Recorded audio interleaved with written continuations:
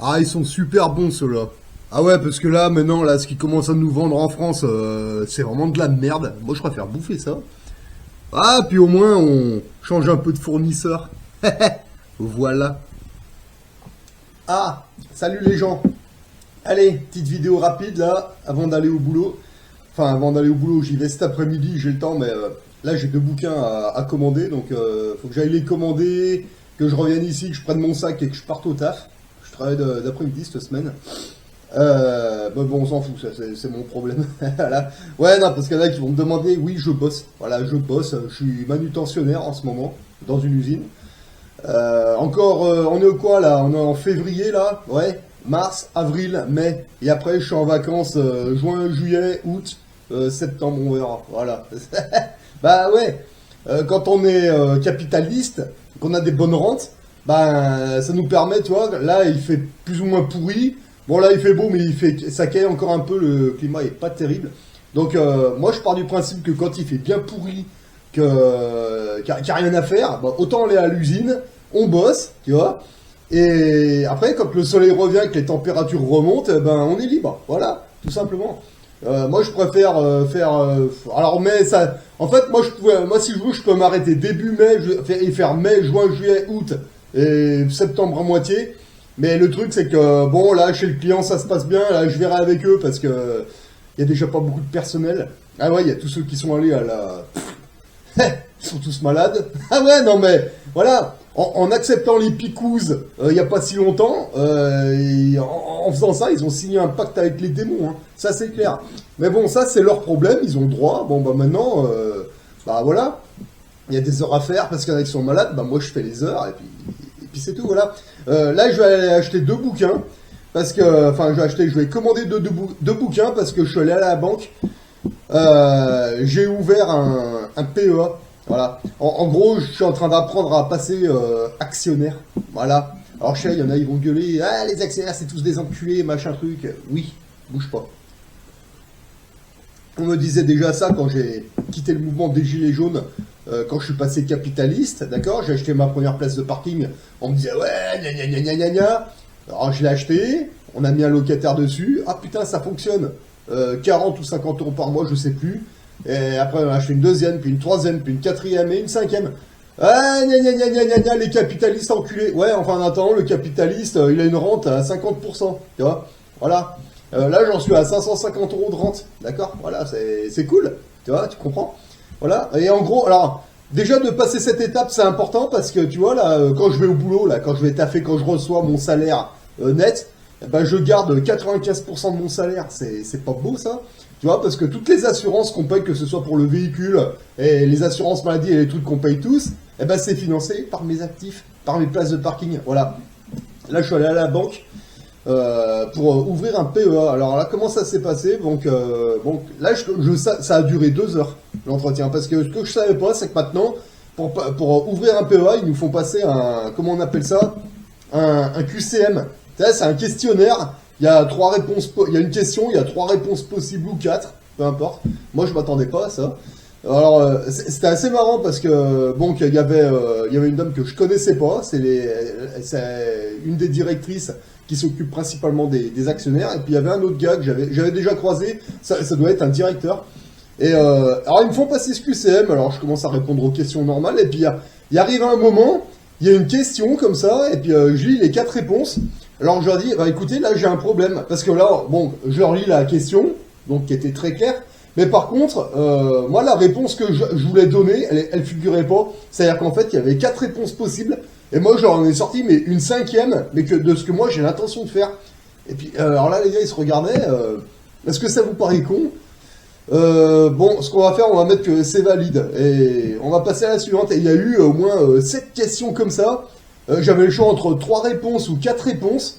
Et ben, à chaque fois, moi, je leur disais, bah écoutez, c'est aucune de ces réponses. Moi, je ferais plutôt moi, ce serait plutôt pour faire comme ça, comme ça, comme ça, comme ça. Et à force de discuter avec eux, bah, ils se grattaient la tête, puis ils se rendaient compte que, bah oui, oui, effectivement, sa technique, elle est bonne, mais elle figure pas dans les 4 réponses.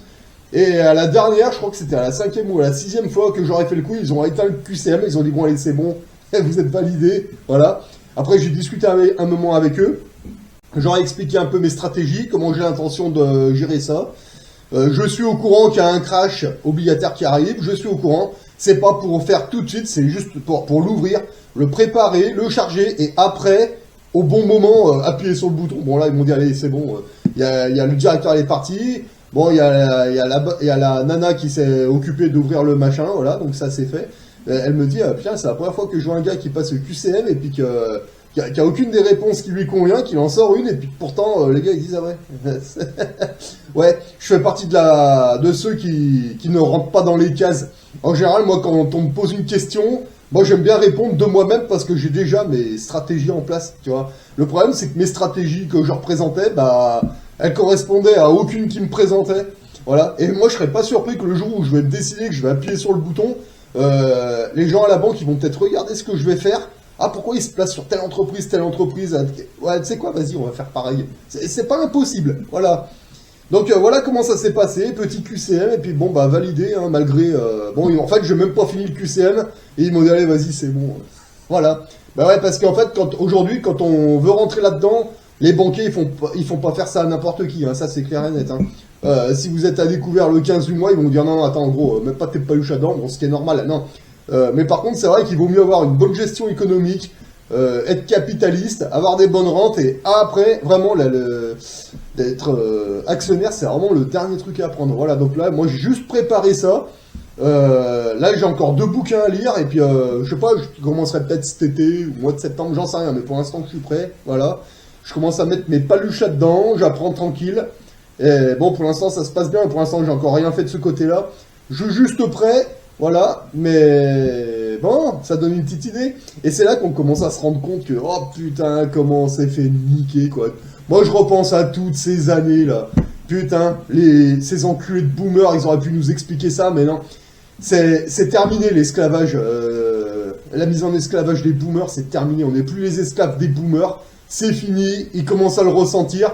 Et vous allez voir, ça va bien se passer. En tout cas, moi, je suis très confiant. Là, la première connerie que le gouvernement va imposer, là, moi, je les attends de pied ferme. Ça, c'est clair et net. Hein. Alors, actuellement, voilà comment je suis organisé. Hein. Donc, voilà, il y a la partie or, la partie spéculation, devises étrangères, les places de parking et l'immobilier de rapport et l'immobilier tout court.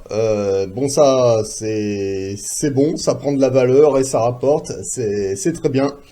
Le compte courant, donc ça c'est pour les petites opérations de tous les jours, mais ça me sert surtout pour faire les retraits de liquidité, pour faire les virements chez les maîtres notaires, et éventuellement acheter de l'or, et aussi dans certains bureaux de change aussi. Donc dans les bureaux de change, vous pouvez retirer du liquidité, mais en devises étrangères, donc ça peut se faire depuis la France. Et là, je viens d'ouvrir un deuxième compte. C'est un compte particulier, c'est un compte qu'on appelle PEA, donc un plan épargne action, voilà. J'ai bloqué 10 000 € dessus, et ça va être pour acheter des parts d'entreprise. Donc là, actuellement, c'est encore, j'y laisse pour l'instant comme ça.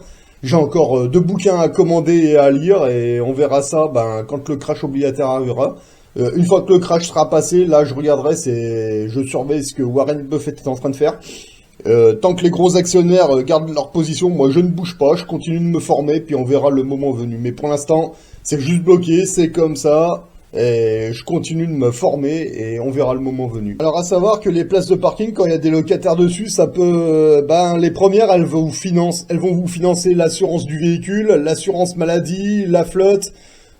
si vous êtes locataire, ouais, ça peut financer votre loyer aussi, ou alors si vous avez pris un crédit immobilier, ça peut éventuellement rembourser votre prêt immobilier tout seul, ça peut vous financer le gaz et toutes ces conneries. Voilà, les petits trucs qu'on paye tous les jours. C'est les locataires des places de parking qui financent ça. À savoir que quand vous achetez une place de parking, c'est pas une dépense, c'est un investissement. Voilà. Un jour, on peut très bien revendre la place de parking avec une grosse plus-value. Mais moi, mon objectif, c'est pas ça. Mon objectif, c'est vraiment que les locataires financent et me changent en rentier. Voilà. Et je dois dire que pour l'instant, ça se passe très bien. Il y a aucun souci. Ensuite, une fois que les assurances, la flotte et tout, ça se finance tout seul, après, les autres places de parking, vous pouvez vous en servir pour acheter de l'or, hein, tout simplement. Et si ça marche vraiment très bien, que vous en avez... que vous en avez certaines qui alimentent, mais qui techniquement servent à rien, et ça peut alimenter éventuellement vos vacances d'été. Voilà, au lieu de prendre une semaine ou deux par an, comme beaucoup d'ouvriers, vous pouvez vous permettre de prendre juin, juillet, août, voire même mai si vous voulez. Voilà, plus vous avez de la rente et plus vous avez de la liberté en été, ça c'est clair et net, hein. L'hiver, quand il fait pourri de septembre jusqu'à mars-avril, bon, on est bien d'accord, il n'y a rien d'autre à faire que d'aller au boulot, alors autant aller faire de la manutention pendant qu'il fait bien pourri, voilà. Puis après, quand le soleil revient, vous êtes libre. Et en plus de ça, quand vous avez des rentes, quand vous travaillez en usine ou que vous ayez n'importe quel métier, votre salaire que vous touchez net, vous pouvez mettre de côté un beau 95% de votre salaire tous les mois. Donc c'est beaucoup plus intéressant. Vous voyez, toutes les petites assurances et toutes les conneries qu'on paye tous les mois, c'est financé par les places de parking, par l'immobilier actif. Voilà, donc le salaire que vous allez toucher, vous pouvez en rentrer 95% par mois. C'est beaucoup plus intéressant que si vous trimez pour votre salaire pour payer toutes ces conneries. Autant laisser faire les actifs immobiliers, c'est beaucoup plus intéressant. Et voilà, donc du coup, par défaut, vous ne payez absolument rien, voilà. Mais par défaut, les assurances et tout le reste, c'est tout financé. Voilà, mais vous, de votre salaire, c'est pas avec votre salaire que vous financez ça. C'est avec les rentes des actifs que vous avez achetés. Donc c'est un investissement et en plus ces actifs, ils peuvent prendre de la valeur, hein. Il y a la première place de parking que j'avais achetée dans ma ville. Juste après le mouvement des Gilets jaunes, j'avais payé 5 000 € plus 1 500 de notaire. Ça faisait un investissement de 6 500 pour 40 € par mois. 50 € par mois, je me rappelle plus exactement. Mais bon, bref, là, j'étais retourné à l'agence immobilière, j'avais posé la question si je revendais cette place, elle vaudrait combien aujourd'hui? On m'a répondu 11 000 €, parce que c'est dans une zone particulière. Donc, vous voyez, hein, ça prend de la valeur et ça rapporte. Donc, c'est beaucoup mieux qu'un livret A. Voilà, et en plus de ça, ça finance toutes les petites conneries qu'on paye tous. Voilà, et du coup, encore une fois, hein, par défaut de votre poche, ça vous coûte rien, mais tout le monde a ses thunes, tout le monde est content, mais votre salaire, lui, vous le touchez pas, donc c'est beaucoup plus intéressant. Donc là, comme je disais, là, j'achète une nouvelle place de parking. Donc pour l'instant, je suis pas encore allé chez le maître notaire. Là, il va me contacter. Je vais bientôt avoir le rendez-vous. Et cette place de parking, la nouvelle que je vais acheter, là, qu'est-ce qu'elle va financer? Elle va financer mon plan épargne action. Donc plus vous avez de places de parking, plus vous avez des terrains, des forêts, peu importe ce que c'est, et qui vous rapportent de l'argent parce qu'il y a un locataire dessus. Et plus après, forcément, hein, vous gardez quasiment 95% de votre salaire, voilà. C'est beaucoup plus intéressant et vous allez pas travailler de la même manière. Vous allez pas aller au boulot de la même manière qu'un mec qui fait boulot, dodo, qui paye ses factures et qui s'en sort pas. Non, pas du tout. Vous allez au boulot, vous allez être content d'y aller. Vous aurez peut-être, même sûr et certain, un meilleur rapport avec votre patron ou avec vos chefs, vos patrons et tout. Vous aurez un bien meilleur rapport parce que vous allez au boulot, vous allez être content d'y aller. Voilà. Parce que vous savez pourquoi vous y allez. Donc forcément, vous aurez un meilleur rapport avec tout le monde. Quand vous verrez les manifestations CGT, techniquement, psychologiquement et réellement, vous en aurez strictement mais rien à branler, quoi. Ce sera vraiment pas votre problème, hein. Et en plus de ça, quand vous mettez tout votre salaire de côté, bon, vous voyez que vous vous en servez pas. Vous pouvez y mettre dans l'or, mais vous pouvez aussi y mettre sur votre plan épargne action. Puis si c'est une bonne entreprise pour laquelle vous travaillez, il n'y a rien qui vous empêche pour essayer de voir si vous pouvez acheter des parts de votre entreprise. Voilà. Après, si vous achetez des parts de l'entreprise dans laquelle vous travaillez, peut-être même que tous les 6 mois, vous pouvez même toucher des dividendes de cela si vous faites des bons investissements, hein, faut voir. Hein. Et du coup, bon, pas forcément dans toutes les entreprises, hein, mais dans certaines entreprises, ça peut être intéressant d'être à la fois l'ouvrier et à la fois l'actionnaire. Hein. Là, il faut savoir que tous les ouvriers en France ont fait ça des années 1900 à 1970. Hein. Sans problème, 1980 au maximum, et après ils ont arrêté. Ouais, il y a les boomers qui sont arrêtés, puis ils ont tout foutu en l'air. Donc, mais c'est toujours valable aujourd'hui, voilà. Donc il y a absolument rien qui nous interdit d'être à la fois ouvrier et à la fois actionnaire. Hein. Ça, c'est clair et net. Voilà. Et en plus, ça peut être intéressant. Et en plus de ça, il peut y avoir le petit délire. Hein. Vous êtes simplement ouvrier manutentionnaire. Vous avez n'importe quel métier comme ça. Pas de souci, une fois de temps en temps, je crois que c'est une fois par mois, il y a la réunion, si c'est une grosse entreprise, il y a la réunion des actionnaires. Voilà, vous pouvez y aller et écouter un petit peu, puis aider à prendre des décisions. Ça peut être intéressant. Mais vous ne pouvez pas faire ça si vous n'avez pas une bonne économie qui est bien tenue, c'est clair et net, hein. Si vous êtes à découvert le 15 du mois, c'est même pas la peine de mettre les paluchas dedans. De passer actionnaire, c'est vraiment le dernier truc à faire. Ça, c'est clair et net, hein. Donc pour ça, vous devez avoir une bonne économie, d'accord, bien tenue. Et quand tout se passe bien, quand vous avez des actifs, quand vous devenez rentier, là, on peut commencer à mettre les paluchas dedans, hein. Moi, je commence juste, voilà, je me suis préparé. Là, j'ai encore 2 bouquins à lire. Ça, c'est clair et net. Donc du coup, là, j'ai une économie qui est basée sur l'argent métal et l'or. Donc ça, c'est bon, c'est maîtrisé. La spéculation, ça se fait avec des devises étrangères. J'ai choisi la Suisse, la Russie et Singapour, enfin des devises un peu plus stables que l'euro. Déjà, c'est clair et net. Au niveau des rentes, principalement les places de parking et quelques terrains. Voilà. Donc ça, c'est bon. L'appartement est fini de payer, donc je paye plus de loyer. Enfin, j'ai jamais payé de loyer, mais l'appartement est fini de payer, donc j'ai aucun loyer à payer, c'est cool. Voilà, donc j'ai juste des rentes, des places de parking et de quelques terrains. Donc ça, c'est maîtrisé, c'est tout bon. Au niveau du compte courant, bah ouais, voilà, je sors du liquidité un peu pour les dépenses de tous les jours. Sinon, la carte bleue, elle sert principalement pour les achats d'or. Sur le territoire français, il y a un peu d'achats de devises étrangères. Et ça sert notamment pour faire les virements au maître notaire. Voilà. Et là, le PEA est prêt. Il y a 10 000 € dessus. Mais pour l'instant, je bouge pas parce que j'ai encore 2 bouquins à lire. Je continue de me former. Il n'y a rien qui presse. J'attends que le crash obligataire arrive et c'est après que je verrai pour prendre position. Voilà. Donc là, tout est prêt. Le PEA est prêt et chargé. Bah, maintenant, je continue de me former tranquillement. Hein, rien ne presse. Voilà. Et puis bon, on verra après. Mais là, de devenir actionnaire, c'est vraiment le dernier truc à regarder parce que c'est beaucoup plus complexe qu'on ne le pense. Moi, on m'avait expliqué rapidement, mais là, je me rends compte à force de lire des bouquins que non, c'est beaucoup plus complexe. C'est pas comme les gens me disaient. Il y a plein de choses à faire, mais que les gens ne comprennent pas. Donc encore une fois, là, j'ai encore 2 bouquins là qui ont été commandés, qui vont arriver. Un premier bouquin qui a été écrit par Warren Buffett et le deuxième qui a été écrit par le gars qui a formé Warren Buffett. Donc il va falloir que je me les lise tous les deux, que je les regarde et si ça se trouve, je continuerai d'acheter les premières parts d'entreprise, ben peut-être cet été, peut-être au mois de septembre ou octobre prochain, je sais pas quand je serai prêt. Mais pour l'instant, c'est encore trop tôt tant que je vois les gros actionnaires qui restent, qui sont retirés de tout ça. Bah, pour l'instant, je ne bouge pas. Quand je verrai les mecs prendre position, c'est là que il faudra que je sois prêt. Voilà.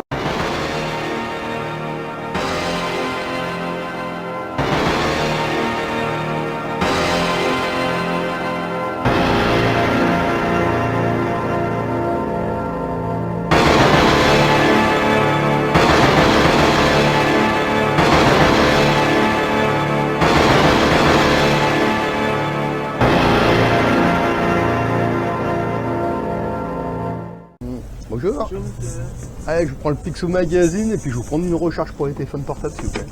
Lequel alors? C'est le... Je crois que c'est SFR. SFR. Ouais. Ouais, SFR, c'est ça. Ouais. La plus petite. Alors, donc, il y a deux, hein. Il y a 2 à 4,99 dans lequel le monde, ouais. Une recharge monde. Ouais. Ah bah c'est juste pour un comme ça, donc il n'y a pas besoin d'internet. Hein. Voilà, pas internet. Voilà. Ouais, donc pas internet, ça va. Donc c'est ok. C'est valable pour un mois, monsieur. Oui, c'est bon, pas de problème. Oh, moi ça me fait 6 mois sans problème. Donc. Alors, donc ça fait. Voilà. Sinon, les marques de cigarettes que les gens ils fument le plus, vous savez, c'est laquelle? Cigarette? Ouais, au niveau de la marque, c'est laquelle qui se fume le plus, vous savez? C'est Marlboro. Marlboro? Marlboro et Philippe Morris. Ok, d'accord. Ouais. Non, parce que moi je suis non-fumeur, mais je suis en train d'apprendre à devenir actionnaire, donc du coup, voilà. Je prends mes renseignements maintenant, puis après... Ben oui. Ouais. Voilà. Bah, tant qu'à faire. Hein. Voilà. Même si ça coûte encore cher. Oh, mais c'est pas grave. Moi, ça me dérange pas, moi. Parce que là, en plus, je vais faire une autre stratégie, on va rigoler là. Merci bien, bonne journée. Au revoir. Et voilà, donc les 2 bouquins sont commandés à la librairie. Donc, je vous rassure, hein, c'est pas là-dessus que je me base principalement, hein, ça, ces bouquins-là. Bon, c'est super intéressant. Il y a plein de stratégies. Bon, le truc, c'est que là, j'ai acheté... là, je viens de commander 2 bouquins. Un qui a été écrit par Warren Buffett et un deuxième qui a été écrit par le gars qui a formé Warren Buffett. Voilà. Donc là, le temps que la commande arrive, hein, bah ouais, ce sera sûrement dans la semaine, hein, faut quelques jours. Et voilà, donc ça, c'est fait. Voilà. Par contre, vous voyez, au niveau des téléphones portables, laissez tomber les iPhones et toutes ces merdes là. Vous voyez, moi j'ai acheté ça 13 € dans un bureau de tabac. Bah, vous voyez, là, pour recharger, ça m'a coûté combien? Attendez, bougez pas. Voilà. 4,99 €. Voilà. En gros, dans ce téléphone, je mets, ouais, allez, 5 €. Et puis ça fait 6 mois. Voilà. 5 €, 6 mois. C'est pas beau ça? Ouais, parce que... moi en général quand je communique c'est soit par texto ou en général c'est plutôt les gens qui m'appellent. Celui-là il me sert plutôt quand je suis dans mon camping-car pour faire le 17 ou le 18 ou si jamais il y avait un problème, voilà. Mais autrement dans la vie de tous les jours là quand je fais boulot dodo bah il me sert pas à grand chose ce machin. Donc en gros là avec 5 € bah voilà je suis bon pour 6 mois quoi. Voilà, surtout si on communique que par texto quoi. Voilà. T'as vu comment ils se font niquer déjà les gens qui sont un iPhone. Pourquoi j'aurais posé la question? Mais parce que là bon je vais commencer avec deux grosses multinationales le moment venu. Hein. Moi j'attends le coup de clairon. Hein. Moi j'attends que le crash arrive. Voilà comme en 2008 quoi. Ça va être le coup de clairon de départ. J'ai deux grosses multinationales en vue. Hein. J'ai l'intention de mettre 5000 sur chaque, je pense. Voilà. Et après là quand j'ai posé la question là au Buralier, c'est pour après, tu vois. Moi j'essaie d'avoir un visu sur les 10 prochaines années, donc là je vais commencer avec deux grosses entreprises le moment venu, voilà, j'attends juste le bon moment, en attendant que je me forme, j'apprends, voilà, et puis ben, ce sera pour après, voilà. De toute façon les gens, on peut pas les empêcher de fumer, on peut pas les empêcher d'aller se doser, voilà. On a essayé de le faire, ça marche pas, ils nous crachent à la gueule, bah ouais, ok. Ben, attendez, moi je vais changer de stratégie, allez-y, c'est clair, hein. Je crois que je vais m'acheter un joli briquet, puis au boulot, je vais leur dire, tiens, vas-y, fume, tiens, tu veux du feu? Vas-y. Mais ça, c'est pour plus tard, voilà. Ah ouais, sans pitié, hein, ils nous ont bien cassé les couilles pendant le caca vide, ok, sans pitié maintenant, hein. Attendez, vous allez voir. Je vous dis, hein, la dictature des papy boomers, c'est terminé, on va reprendre le contrôle vite fait, bien fait, hein. Parce que là, je suis en train de me rendre compte à quel point ils sont tous foutus de notre gueule, tous ces gens-là. On peut reprendre le pouvoir sans aucun problème. Là, c'est juste une histoire de temps, là. Là, la première connerie qu'ils font là-haut, je vais pas les louper, quoi.